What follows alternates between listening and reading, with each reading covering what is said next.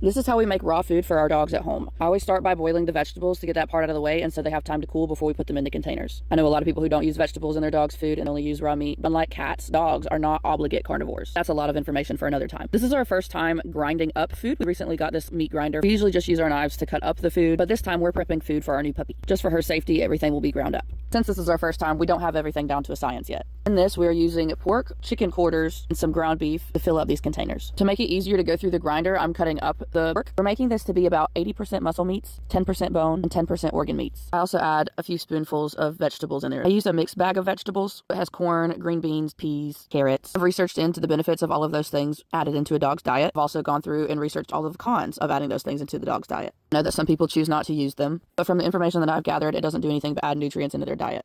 Please don't ask me my math on the percentages. It was done completely on the fly. I do have a food scale, so I'm weighing everything out as we go. Each container holds about 11 pounds of food. This does get pretty messy. Right here, we're doing the organs. We realized we probably should have mixed everything together in the tub so we didn't have to do it separately each time we fed the dogs. We already have a few totes just of the muscle meats. We weighed those out and figured out they were about 10 pounds. With that, we did the math to see how much organ meats we needed to add to each container. We mixed it up pretty thoroughly. As you see here, I'm having to go through and mix it in with my hands instead of just running it all through the grinder at the same time, which is what we eventually get to. Now that that's done, we're running the organ meats and the meat through the grinder at the same time so it mixes it up itself instead of us having to mix it up with our hands. Here we got the smart idea to go ahead and run the vegetables through the grinder as well so they got mixed up. When those are off to the side by themselves, the dogs tend to pick around them and don't really eat most of them. I generally have pumpkin puree that I have mixed into the vegetables. However, I forgot to get some when I was at Walmart. Since it's all mixed in with the rest of the food, she won't have any problem eating it. The pumpkin usually does help them be more interested in the vegetables. We were using 9 chicken quarters per batch along with a few strips of pork, 10% organ meats, and about 7 to 10% vegetables. We did weigh out the chicken and the pork at first. We got to the point where we were just eyeballing it. The weight of each batch was generally the same. As it comes out of the grinder, I move it around the bucket so it doesn't pile up on one area. Prepped all this food the night before we got our puppy. That way we wouldn't have to get a bucket out to thaw before she came home. Her breeder feeds all of their dogs raw food, so the puppies have been eating it since they were about 4 weeks old.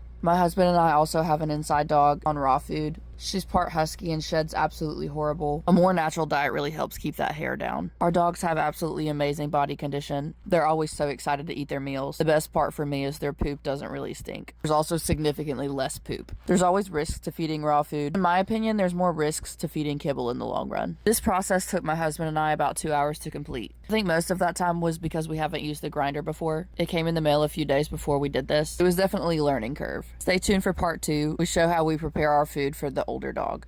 She's able to eat whole foods, so most of her food is not ground.